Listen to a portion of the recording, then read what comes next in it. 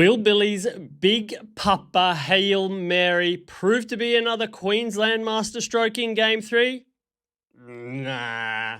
I'm going to tell you why. But first, enjoying our Origin content, don't forget you can subscribe to our channel and get a whole heap of NRL, AFL and racing content there. And don't forget we're just publishing now a cheat sheet for every NRL match that gives you all the stats you need to make the educated guesses when you're on the punt each and every week in the NRL. But now let's get into Origin breakdown. Going to give it to you thick and fast. New South Wales will cover as the 7.5 point favourites in this match, but I am expecting this game to go under following some key trends that we'll get into a little bit later on. And try scorers, you got to pick the hammer when he's playing at fullback. Another wild card from Billy Slater, picking hammer at number 1 instead of Reece Walsh, but that will prove to bear fruit at least for the Queenslanders. And you know what? I'm going to back Latrell Mitchell as the other try scorer for New South Wales because we've seen Toto score 3. It's time for Trell to tuck the ball under the arm and hit the line thick and fast. But, all right, let's get into this game and some of the key trends of why I like New South Wales to win. Look, the first big one is when the series has been locked 1-1 and heading to Accor Stadium, New South Wales have actually won the last 2. They've also won the last 2 Game 3s there as well. So that is a big trend on their side. A lot of it has to do with the next trend as well. Queensland struggle to score in New South Wales. They've been struggling to score really over the last 3 matches. If you think they've been held scoreless in 3 of 6 halves of footy in the last 3 matches.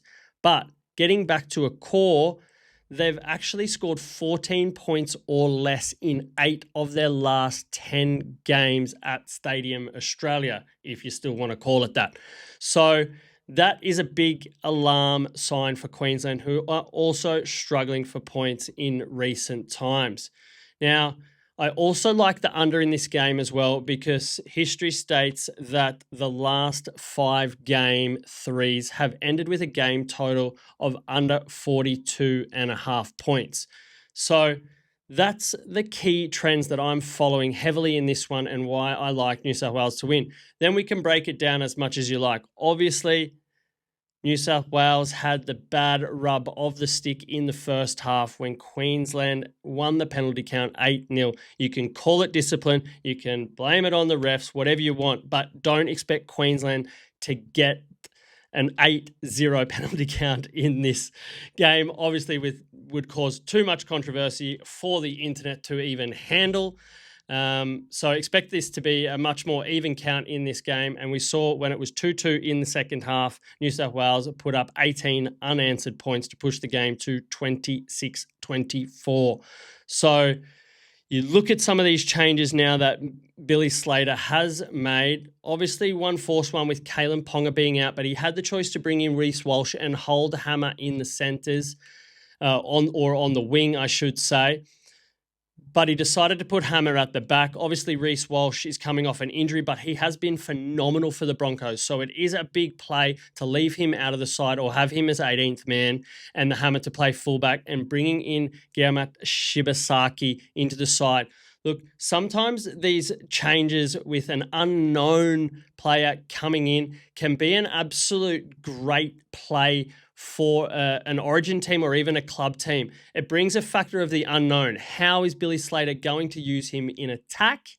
And also, what does he bring to the combination on the wing where Queensland have had a bit of trouble, obviously stopping Lomax in the first game, stopping To'o in the second game. So they needed a boost, and this could prove to be a master play if New South Wales can't work out how to break down Shibasaki's defensive patterns. So we'll see how that one plays out. Then you've got, obviously, Mo Fotuaika being dropped for Big Papa. Not bringing in Corey Horsburgh, his Canberra teammate, but bringing in Big Papa to bring some inspiration, aggression, and intensity probably to just the starting 20 minutes of this game, and then we'll see a little bit of a reshuffle and then probably another late spurt in the second half if need be. But once again, this could be another master play for Billy Slater, from Billy Slater, and we could see Big Papa bust through and even score a try. He's been extremely good for the Canberra Raiders and brings that winning culture and that winning drive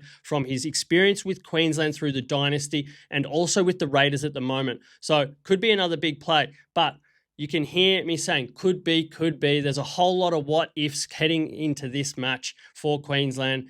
And look, maybe the Hail Marys work, but likely not. We're going to see New South Wales, who are unchanged with their 17, play the percentage games, win the territory battle, force missed tackles from Queensland, where their count has been huge. 29 in the second half last game and 49 in the first match of the series. So they've got what it takes to break the line of Queensland, and they'll put up points. But we'll see Queensland struggle to score points, which will see the game total hit the under. So recap the bets. I like New South Wales to eventually cover based on the fact that Queensland will fail to score enough points to stay with them. This will hold the game total under 42.5 points. And we like Hammer to score a try from fullback eventually in the game somewhere. And Latrell Mitchell to hold on to the ball instead of dishing it out to To'o a little bit, with the defenders not jamming in as much as they did on him in game 2, where he dished the ball out to To'o for 3 tries. So expect Latrell to tuck it under the arm and score. So Latrell, Hammer, under 42.5, and New South Wales to cover the 7.5 points and win the series. Just remember though, have fun, have big punts, but gamble responsibly and be happy while you do it.